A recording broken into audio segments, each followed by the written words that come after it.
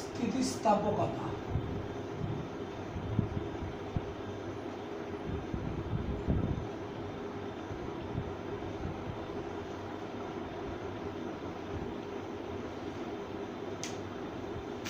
এই অধ্যায়ের এটা আমাদের লাস্ট অংশ, স্থিতিস্থাপকতা। এটা একটা বস্তু ধর্ম। কিরকম? কোনো একটা বস্তুকে যদি আমরা বাইরে থেকে বল প্রযুক্ত করি,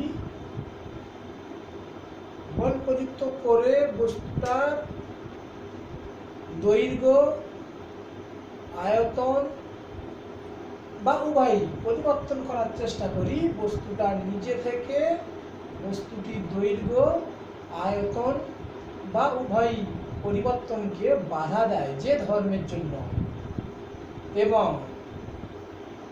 এই বল তুলে নিলে, বলটা অপসারণ করলে বস্তুটা আবার পূর্বের অবস্থায় ফিরে আসে, যে ধর্মের জন্য এটা হয়ে থাকে তাকে বলা হয় স্থিতিস্থাপকতা।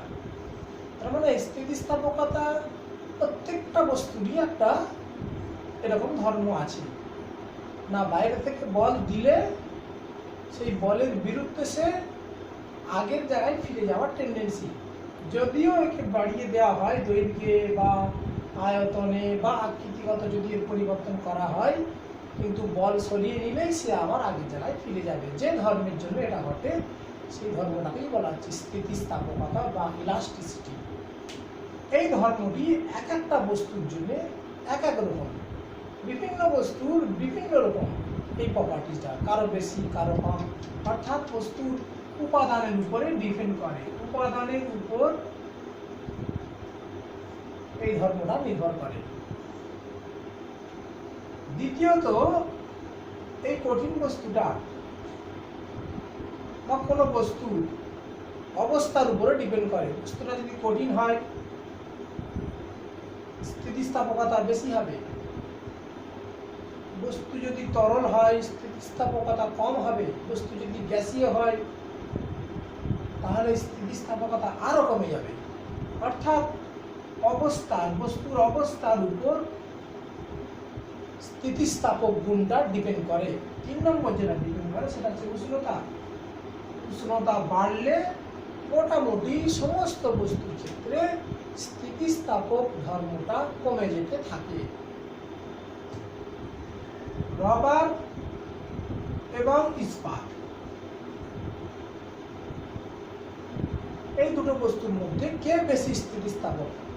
ফিজিক্সের ভাষায় কোন একটা বস্তুকে তার দৈর্ঘ্য, আয়তন বা আকৃতিগত পরিবর্তন করতে যার ক্ষেত্রে বেশি বাহ্যিক বল প্রয়োগ করতে হয়, অর্থাৎ যা দৈর্ঘ্য, আকৃতি এবং আয়তনগত পরিবর্তন করা বেশি কষ্টকর, ফিজিক্সের ভাষায় তার স্থিতিস্থাপকতা বেশি। যেমন রবার আর ইস্পাত দুজনের যদি সেম দৈর্ঘ্য নেওয়া হয়,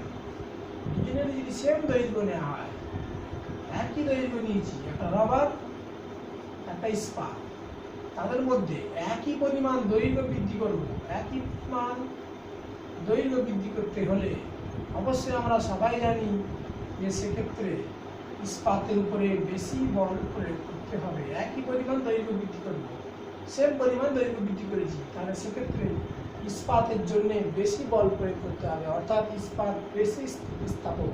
তার মানে যে বেশি স্থিতিস্থাপক হবে সেই বস্তুর ক্ষেত্রে বল প্রয়োগ করে দৈর্ঘ্য বৃদ্ধি করাটা বেশি কষ্টকর হবে। বা ঘুরিয়ে বলতে গেলে একই পরিমাণ দৈর্ঘ্য বৃদ্ধি করতে হলে যে বেশি স্থিতিস্থাপক তার জন্য বেশি বল প্রযুক্ত করতে হবে। এখন আমরা কিছু সংজ্ঞা নিয়ে আলোচনা করব। ফার্স্ট হচ্ছে বিকৃতি।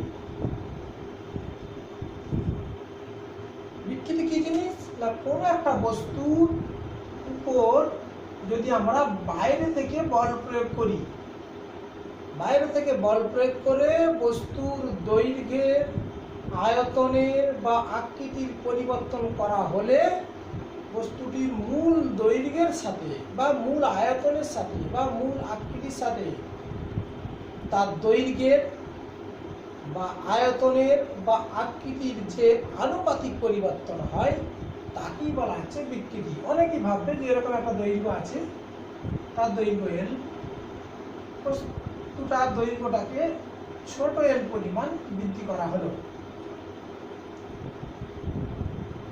এফ বল প্রয়োগ করেছি তারটির উপরে।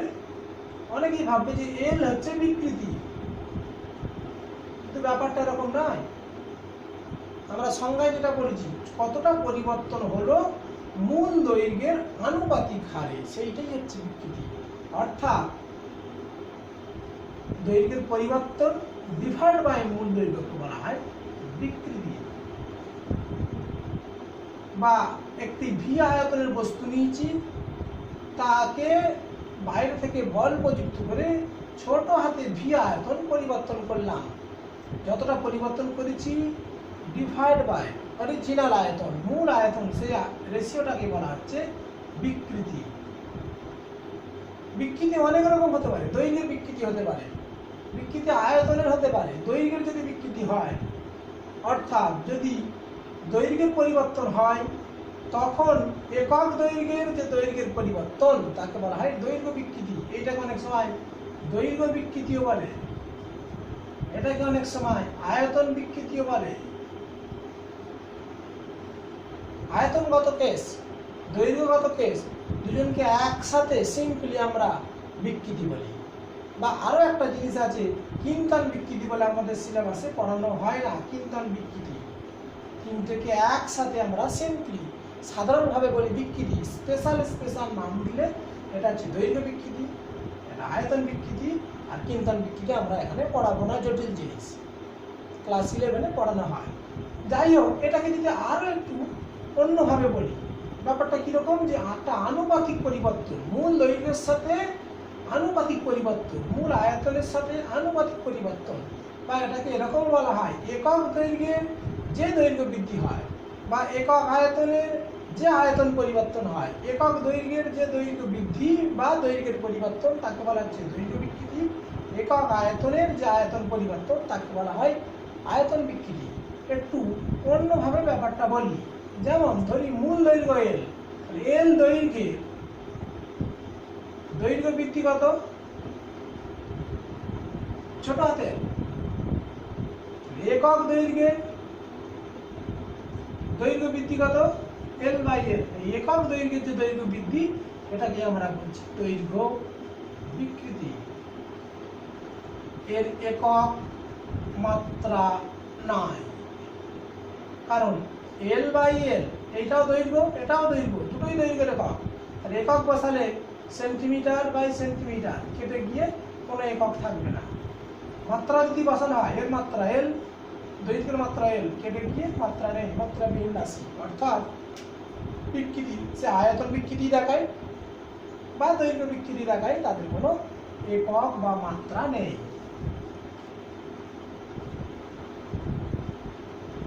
এবার আমরা আসছি আয়তন বিকৃতি।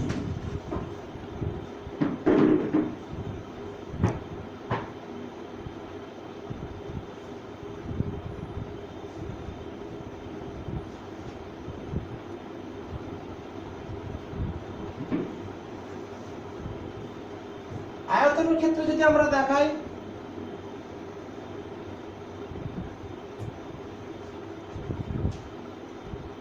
ভি আয়তনের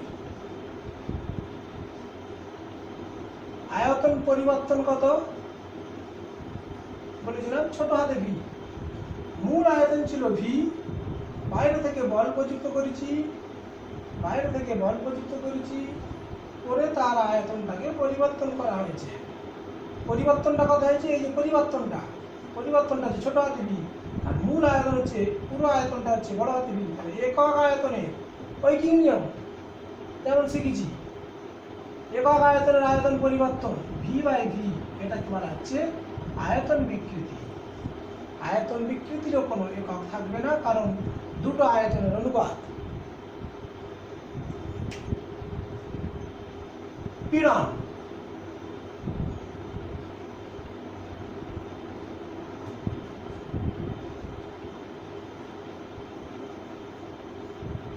পীড়ন কি জিনিস না,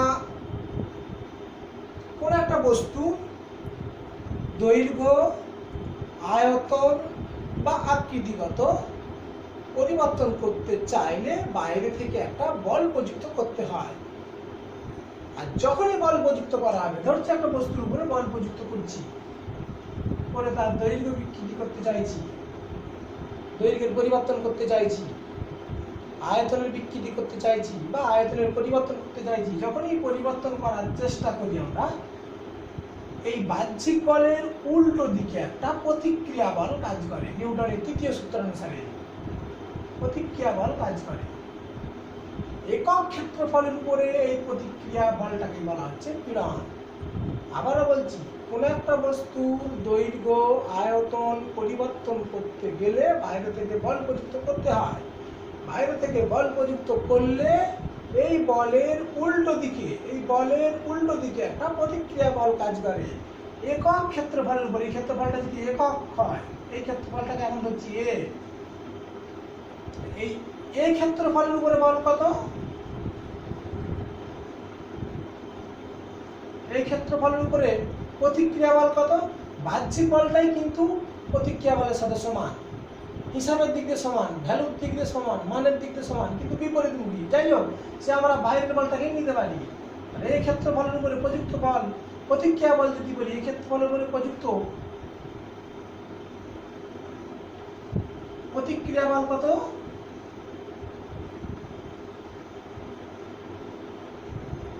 এফ। এই প্রযুক্ত বল, এই প্রতিক্রিয়া বল, দুজনের মধ্যে যে কোনো একটা হিসাব নিলেই চলবে। আমরা সাধারণত হিসাবের ক্ষেত্রে বাহ্যিক বলটাকে নেই, বলার সময় প্রতিক্রিয়া বলটা বলতে হবে। অর্থাৎ এই ক্ষেত্রফলের উপরে প্রযুক্ত প্রতিক্রিয়া বল এফ, একক ক্ষেত্রফলের উপরে প্রযুক্ত প্রতিক্রিয়া বল কত? এফ বাই এ। এই একক ক্ষেত্রফলের উপরে প্রযুক্ত প্রতিক্রিয়া বলটাকেই বলা হচ্ছে পীড়ন।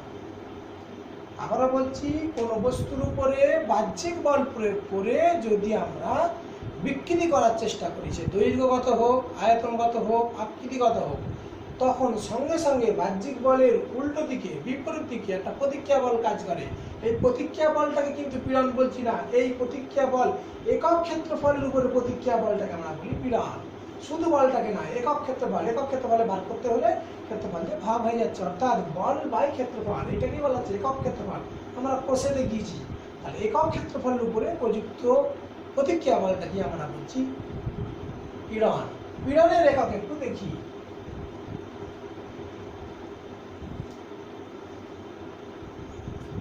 তাহলে পীড়ন হচ্ছে বল বাই ক্ষেত্রফল। এফ বাই এ ছিল, বলের একক কি? ডাইন, সিজিএস এ বলছি পার সেন্টিমিটার স্কয়ার। যদি এসআই বলি, এটা সিজিএস। এসআই যদি বলি newton per metre square, SI. এর মাত্রা দেখছি, মাত্রা কি হবে? বলের মাত্রা M L T to the power -2। আমরা স্কুলে ক্লাসে মাত্রা পড়েছি, ডিভাইড বাই এল স্কয়ার।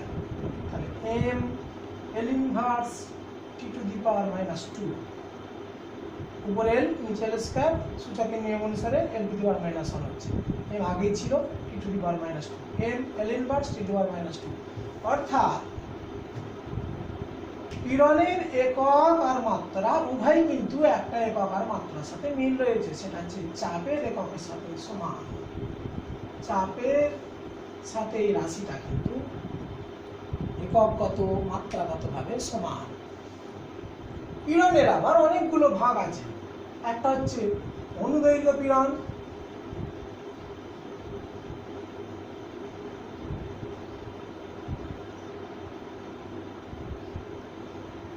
দু নম্বর হচ্ছে আয়তন পীড়ন,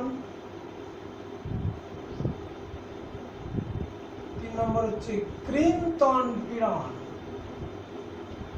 যদি বলে রাখি এই দুটো আমাদের লাগবে না, আমাদের লাগবে অনুদৈর্ঘ্য পীড়ন। আমরা অনুদৈর্ঘ্য বিকৃতি করেছিলাম, এল বাই এলটাকে বলা হয়েছিল অনুদৈর্ঘ্য বিকৃতি।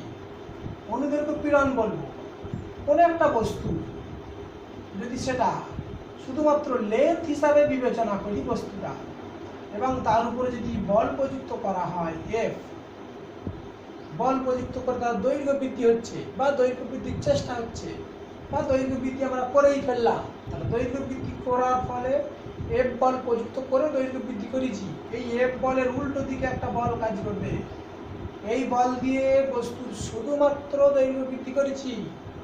অনুদৈর্ঘ্য পীড়ন আমি দিয়েছি, অনুদৈর্ঘ্য পীড়ন মানে দৈর্ঘ্য বৃদ্ধি করার জন্য তৈরি পীড়ন।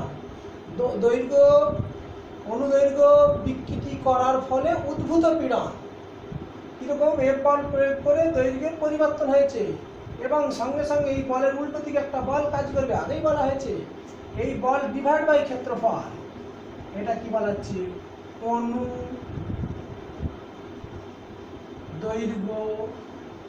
পীড়ন।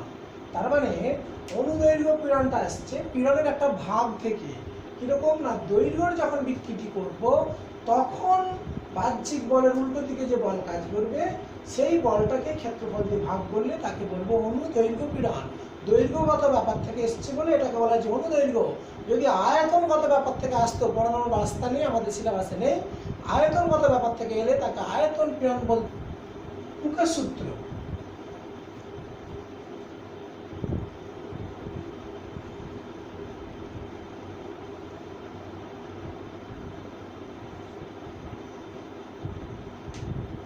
হুক সাহেব করলে যে স্থিতিস্থাপক সীমার মধ্যে পীড়ন আর বিকৃতি পরস্পরের সমানুপাতিক।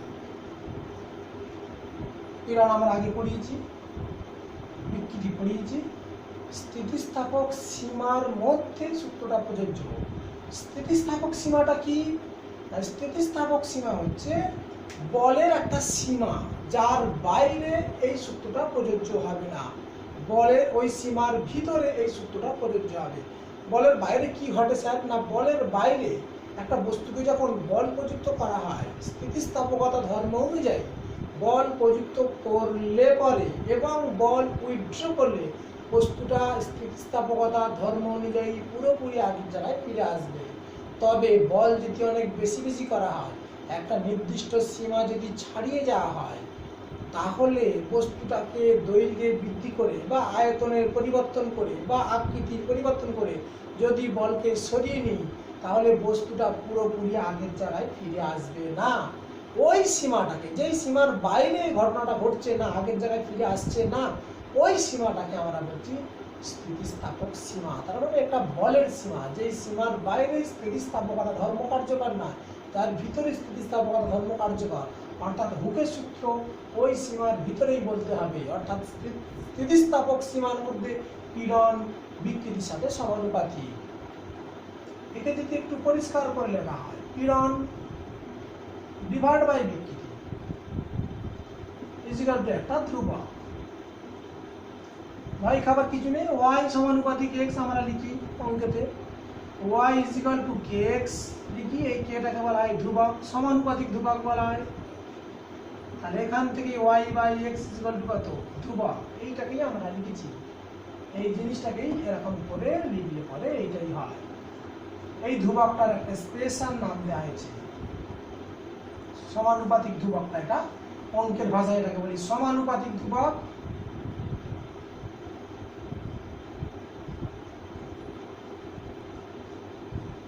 স্পেশাল নামটা হচ্ছে স্থিতিস্থাপক গুণাঙ্ক।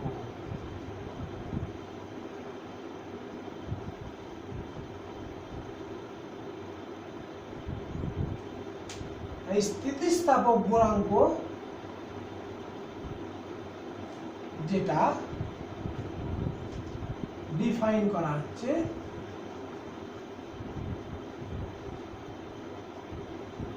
পীড়ন ডিভাইড বাই বিকৃতি দিয়ে। বিকৃতির কোনো একক মাত্রা নেই, আগেই বলেছি। তাহলে স্থিতিস্থাপক গুণাঙ্কের একক মাত্রা হচ্ছে পীড়নের একক মাত্রার সাথেই সমান, কারণ নিচেরটার কোনো একক বা মাত্রা নেই। তাহলে স্থিতিস্থাপক গুণাঙ্কের একক মাত্রা হচ্ছে পীড়নের একক মাত্রা। এই স্থিতিস্থাপক গুণাঙ্কের তিনটে ক্লাসিফিকেশন আছে আমাদের সিলেবাসে, একটাই পড়ানো হবে। এক নম্বর হচ্ছে ইয়ং গুণাঙ্ক,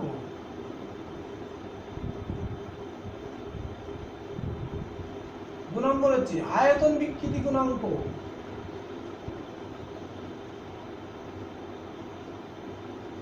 তিন নম্বর হচ্ছে দৃঢ়তা গুণাঙ্ক।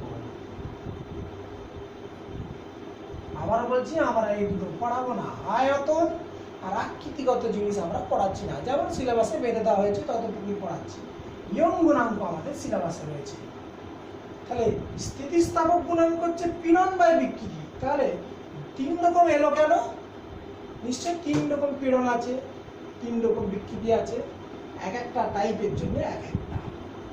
কিরকম? যেমন দৈর্ঘ্য পীড়ন আছে আমরা পড়েছি, দৈর্ঘ্য বিকৃতি আছে আমরা পড়েছি। তাহলে দৈর্ঘ্য পীড়ন বাই দৈর্ঘ্য বিকৃতি, তার নাম দেওয়া হবে ইয়ং গুণাঙ্ক। আয়তন পীড়ন আছে, আয়তন বিকৃতি আছে, তাদের অনুপাতকে আমরা বলবো আয়তন বিকৃতি গুণাঙ্ক। আবার আকৃতিগত পীড়ন হয়, কৃন্তন পীড়ন বলেছিলাম। আবার আকৃতিগত বিকৃতি হয়, তাকে কৃন্তন বিকৃতি বলেছি, তার ধারে কাছে আমরা যাইনি, সিলেবাসে নেই, এমনি কঠিন জিনিস। তাহলে তাদের অনুপাতকে আমরা বলবো অর্থাৎ আয়তন পীড়ন বাই কৃন্তন বিকৃতি, কৃন্তন পীড়ন বাই কৃন্তন বিকৃতি। আবারও বলছি কৃন্তন পীড়ন বাই কৃন্তন বিকৃতি, তাকে আমরা বলবো দৃঢ়তা গুণাঙ্ক। আমরা এখন পড়াবো শুধু ইয়ং গুণাঙ্ক, যেটা দৈর্ঘ্যগত ব্যাপার।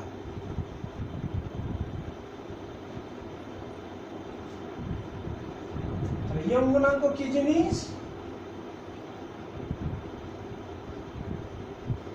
ইয়ং গুণাঙ্ক হলো অনুদৈর্ঘ্য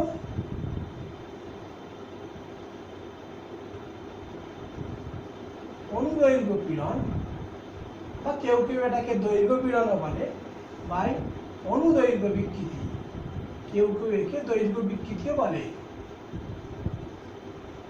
এদের দুইয়ের অনুপাতকে বলা হয় ইয়ং গুণাঙ্ক। বলে রাখা ভালো, ইয়ং গুণাঙ্কের একক কিন্তু পীড়নের এককের সাথেই সমান, কারণ বিকৃতির কোনো একক নাই। ঠিক আছে, এবার আমরা আসছি এটাকে একটু ম্যাথামেটিক্যালি ক্যালকুলেশন করার জন্য। অনুদৈর্ঘ্য পীড়ন বার করবো, অনুদৈর্ঘ্য বিকৃতি বার করবো, পরে ইয়ং গুণাঙ্কটা কি দেখাবো। ইয়ং গুণাঙ্ককে অনেকে ওয়াই দিয়ে লেখে। আবারও বলছি এটা কিন্তু দৈর্ঘ্যগত ব্যাপার। তাহলে আমার একটা শুধুমাত্র দৈর্ঘ্য আছে বা দৈর্ঘ্যের পরিবর্তন হবে এরকম একটা বস্তু আঁকলাম, তার সরু তার, ছবিতে একটু বড় করে দেখানো হয়েছে। এইটার ক্ষেত্রফল এ, লেন্থ হচ্ছে এল, তারটা একটা প্রান্ত থেকে ঝোলানো আছে, তারটার ওজন নেই, এটা আমরা প্রথমে ধরে নিচ্ছি। তারটার উপরে একটা বল প্রযুক্ত হলো। বল প্রযুক্ত করার অনেক পদ্ধতি আছে, নিচুতে একটা বস্তু ঝুলিয়ে দিলেও বল প্রযুক্ত, আবার যদি আমরা এমনি সরাসরি টানি তাহলে বল প্রযুক্ত। এখন আমরা একে একটা বস্তু ঝুলিয়ে দিয়েছি, বস্তুটা দৈর্ঘ্য বৃদ্ধি পেয়েছে, পেয়ে এইখানে পৌঁছে গেছে। এইটা হচ্ছে দৈর্ঘ্য বৃদ্ধি, বিকৃতি নয় কিন্তু দৈর্ঘ্য বিকৃতি হচ্ছে এইটা ডিভাইড বাই অরিজিনাল লেন্থ। দৈর্ঘ্য বৃদ্ধি কথা আলাদা, বিকৃতি কথা আলাদা। বিকৃতি বললেই আমরা এল বাই এল, আর বৃদ্ধি হচ্ছে এলটা। যাই হোক, আমরা আগে বলেছি এখানে একটা বস্তু ঝুলিয়ে দেওয়াতে এই ফলটি হয়েছে। কত ভরের বস্তু? না এম ভরের বস্তু। তাহলে এর এইদিকে বল কত কাজ করবে? কোনো বস্তুর উপরে প্রযুক্ত বল হচ্ছে বস্তুর ভর ইন্টু অভিকর্ষজ ত্বরণ, অর্থাৎ এই এখানে বল কাজ করছে। বল কত? যেটাকে এফ দিয়ে লিখছি সেটা হচ্ছে এমজি। অনুদৈর্ঘ্য পীড়ন কত?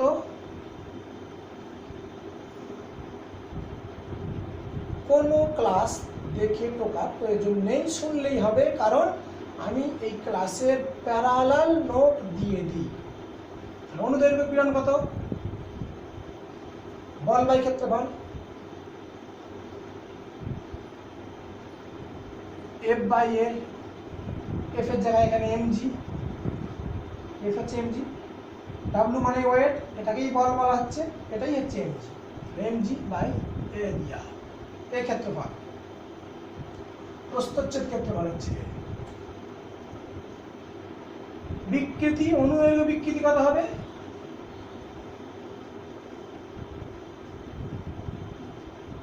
অনুদৈর্ঘ্য বিকৃতি হচ্ছে এল বাই এল, দৈর্ঘ্যের পরিবর্তন ডিভাইড বাই মূল দৈর্ঘ্য।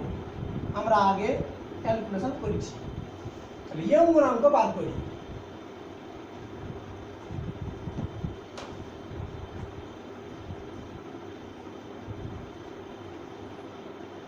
ইয়ং গুণাঙ্ক ওয়াই কত হবে? অনুদৈর্ঘ্য পীড়ন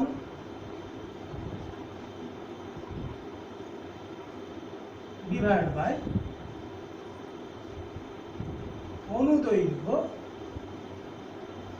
বিকৃতি, অনুদৈর্ঘ্য বের হচ্ছে M G by A divide by অনুদৈর্ঘ্য বিকৃতি হচ্ছে এল বাই এল, বা এটাকে গুছিয়ে লিখলে এম জি এল বাই এ এল। এই হচ্ছে আমাদের ইয়ং গুণাঙ্কের রাশি। এবারে আমরা হুকের সূত্র স্প্রিং এর জন্য আলোচনা করব। স্প্রিং ছোট্ট জিনিস, এখানে আমরা আলোচনা করব হুকের সূত্র। ওই হুকের সূত্র ছিল স্থিতিস্থাপক বস্তুর জন্য, এটা স্প্রিং এর জন্য হুকের সূত্র আর স্প্রিং এর বল ধ্রুবক।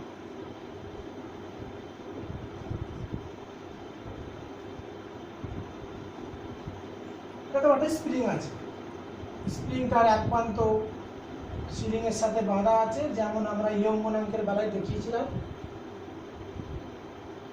স্প্রিংটার উপরে একটা বল প্রযুক্ত হচ্ছে,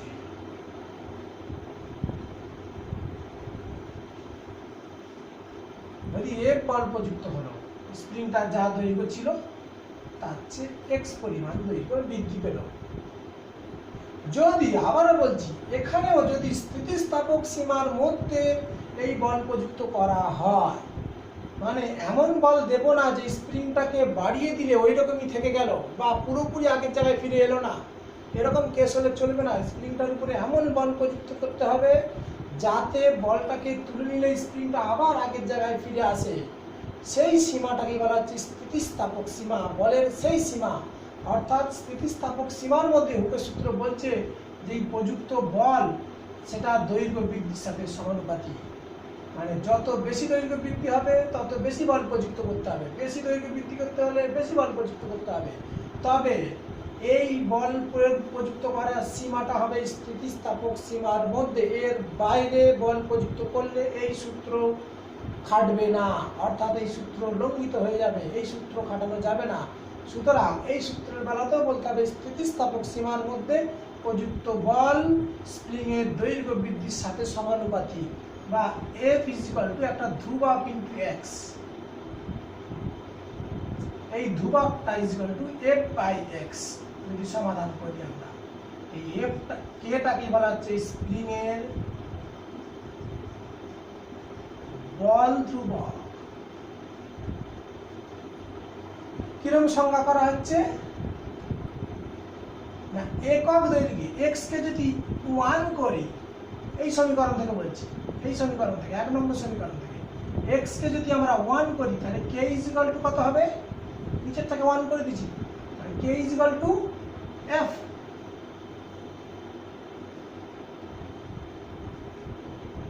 তাহলে একক দৈর্ঘ্য বৃদ্ধির জন্য সংজ্ঞাটা বলছি, একক দৈর্ঘ্য বৃদ্ধির জন্য কোনো স্প্রিং এর উপরে যত বল প্রযুক্ত করতে হয় সেইটাই হচ্ছে স্প্রিং এর বল ধ্রুবক।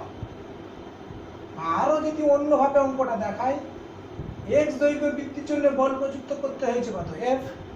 একক দৈর্ঘ্য বৃদ্ধির জন্য বল প্রযুক্ত করতে হবে এফ বাই এক্স। একক দৈর্ঘ্য বৃদ্ধির জন্য প্রযুক্ত বলটাকে বলা হচ্ছে স্প্রিং এর বল ধ্রুবক। এর একক মাত্রা এরকমই হবে, এর একক কি হবে, স্প্রিং এর বল ধ্রুবকের একক। নতুন জিনিস একটু বলে দিই, স্প্রিং এর বল ধ্রুবকের একক কে এর একক সমান কি হবে, বলের একক বাই দৈর্ঘ্যের একক। কারণ কে ছিল এফ বাই এক্স, কে এর একক বার করতে গেলে উপরে এফ এর একক বসাতে হবে, নিচে দৈর্ঘ্যের একক বসাতে হবে। এক্স হচ্ছে দৈর্ঘ্য, দৈর্ঘ্য বৃদ্ধি একটা দৈর্ঘ্য, তাহলে বলের একক হচ্ছে সিজিএস এ ডাইন, দৈর্ঘ্যের একক হচ্ছে সেন্টিমিটার, তাহলে এটা হচ্ছে সিজিএস এ কে এর একক বা স্প্রিং এর বল ধ্রুবকের একক। এসআই তে লিখলে নিউটন পার মিটার। মাত্রা যদি করি, কে এর মাত্রা করছি, মাত্রা কি হবে, বলের মাত্রা হচ্ছে M L T to the power -2 divide by L, L L কেটে দিলে M T to the power -2। এই হচ্ছে স্প্রিং এর একক, স্প্রিং এর বল ধ্রুবকের একক মাত্রা। স্প্রিং এর বল ধ্রুবকের কনসেপ্ট কিরকম, যে স্প্রিং এর বল ধ্রুবক যত বেশি হবে সেই স্প্রিংকে টেনে বাড়ানো তত কষ্টকর হবে। স্থিতিস্থাপকতার মতোই, যার স্থিতিস্থাপকতা ধর্ম যত বেশি, যার স্থিতিস্থাপকতা যত বেশি তাকে টেনে বাড়ানো বেশি কষ্টকর। বলেছিলাম ইস্পাত, রাবার হচ্ছে বেশি স্থিতিস্থাপক, ইস্পাতকে টেনে বাড়ানো বেশি কষ্টকর। একই রকম স্প্রিংয়ের ক্ষেত্রে স্প্রিংয়ের বল ধ্রুবক যার যত বেশি হবে, যেই স্প্রিংয়ের বল ধ্রুবক যত বেশি হবে, সেই স্প্রিং টেনে বাড়ানো তত কষ্টকর হবে। অর্থাৎ স্প্রিংয়ের বল ধ্রুবক যদি আমরা জানতে পারি স্প্রিংটা কতটা হার্ড বা কতটা সফট, সেটা আমরা বলতে পারবো। টেনে বাড়ানো স্প্রিংটাকে সোজা হবে না টেনে বাড়ানো স্প্রিংটাকে শক্ত হবে, সেটা স্প্রিংয়ের বল ধ্রুবকের মান দেখে আমরা বল ধ্রুবকের মানটা দেখলেই আমরা বলতে পারবো। সেখান থেকে স্প্রিংয়ের বল ধ্রুবকের উৎপত্তি, অর্থাৎ স্প্রিংয়ের হার্ডনেস থেকে কতটা শক্ত, একে বাড়ানো কত কষ্টকর। যেমন আমি একটা উদাহরণ বলছি, আমাদের মোটর সাইকেলের একটা স্প্রিং আছে, বা মোটর সাইকেলের কথা বাদ দিলাম, পেনের, অনেকের এই পেনের ভিতরে একটা স্প্রিং থাকে, দেখতে এরকম সরু স্প্রিং থাকে। আর প্রত্যেকের সাইকেলের স্ট্যান্ড, যে স্ট্যান্ডে সাইকেলটাকে দাঁড় করানো হয়, সেটা একটা স্প্রিংয়ের সাথে বাঁধা থাকে, একটু দেখতে এরকম। ছাত্রদের কি কোয়েশ্চেন করছি, দুটো স্প্রিংয়ের মধ্যে তোমাদের আইডিয়া থেকে বলো, আমি বলবো না, দুটো আইডিয়া থেকে বলতে বলছি যে কোন স্প্রিংটার স্প্রিং ধ্রুবক বেশি হবে। সাইকেলের স্ট্যান্ডার্ডটার বেশি, এটা ধর K1, এটার হচ্ছে K2। এটা স্প্রিং ছিল পেনের, এটা হচ্ছে সাইকেলের স্ট্যান্ডের। কোনটা correct, K1 greater than K2, না K1 লেস দ্যান K2, না K1 is equal to K2?